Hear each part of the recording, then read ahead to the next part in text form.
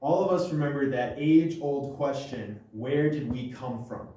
That question has been stumping some of the greatest minds throughout history. But what if I told you right now that I can answer that question for you? And the answer to that question is found in the very first book of the Bible, the book of Genesis. All right, so today's topic, rather unsurprisingly, is going to be on creation versus evolution.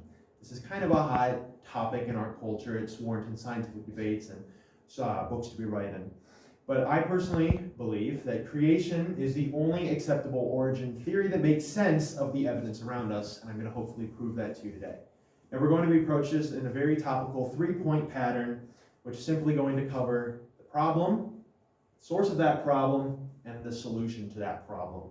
So without further ado, let's jump right into our first point, which is the problem. What is the problem? It is creation in the Bible have been abandoned. Now, you guys have all probably noticed this. There is almost no Christian presence anywhere outside of churches and Christian organizations. Creationists are not accepted in mainstream science. So what is this? Why is this the case? One of the arguments that secularists love to use against creationists is creationism is religion, and religion is not science. Well, this argument is flawed for this reason. While yes, true creationism relies on the Bible, which is a quote-unquote religious text, there is a subsidiary of creation called intelligent design. Intelligent design is the concept that everything in life is too complex to have been arisen from natural processes and chance. And the interesting thing about intelligent design is not only Christians believe in it. In fact, there are actually atheistic evolutionary scientists who agree that it does appear that the universe and living organisms are designed. So now, these are people that would adamantly claim that they are not religious, and yet they believe in a creationistic idea. And so it's not necessarily a religious one. And then, of course, evolution is taught as fact. You don't have to go far to find evolution being championed as a acceptable idea of the past.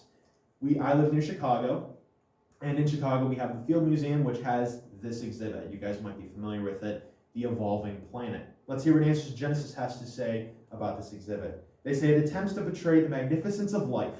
Ironically, it also presents a cruel story of how life has come about through the messy mechanism of suffering, bloodshed, and death.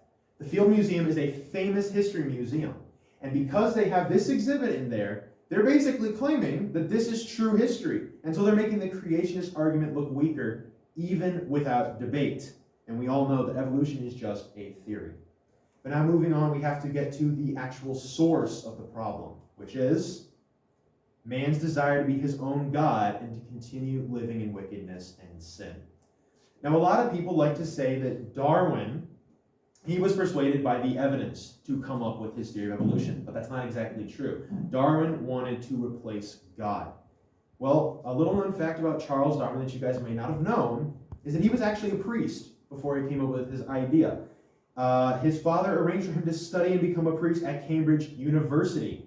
And Darwin, even before evolution, considered himself a Christian. So what went wrong? Why did he become one of the biggest foes to Christianity?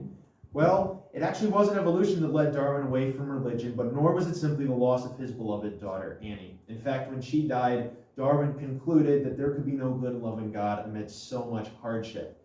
And so, with a bitter resolve against God, he workshopped his theory to ultimately replace God. And now, actually, that brings us to our second point. Every man knows God. Interestingly enough, many people would swear up and down that they do not believe God exists. But in fact, the Bible tells us in the book of Romans, we're just reading the excerpt of this, for the invisible things of him from the creation of the world are clearly seen, so that they are without excuse. And then it also says that their foolish hearts were darkened. It's because they're allowing their sin to blind their hearts to the truth, even though it's obvious through creation. And then in our final point, which is the solution, we're going to take a look quickly at some evidence for creation. Now, the man I'm about to show you is a very famous atheist. You guys probably all know him, Richard Dawkins. Here's what he says about biology. He says, biology is the study of complicated things that have appeared to have been designed with a purpose. So this man himself, a rejecter of God, is claiming that everything in the world looks to have been designed. But because of the hardness of his heart, he cannot accept it. Now, a good example I like to use that is obvious for creation is this. This is a painting, and we obviously can tell from this painting that there was a designer behind it. You don't even have to, you don't need a signature on the painting. You don't need it showing it off.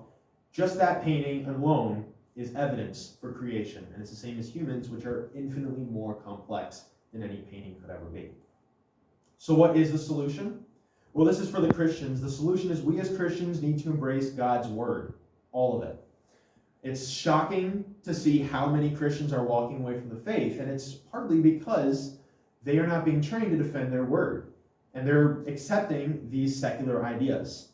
In 1 Corinthians chapter 1, verse 13, Paul says, "Is Christ divided?" We need to be unified, especially in this coming era.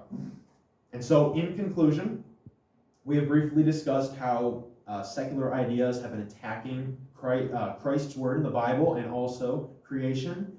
We've also talked about the source of that problem, which is human sin and their desire to be their own God. And then we finally talked about evidence for creation through design and briefly discussed how to defend our faith. And the last thing I'm going to offer you is we have to be ready to defend the word. We need to be equipped with answers and able to do these things to show people that we're ready to defend, even if that is from the first few verses. Thank you.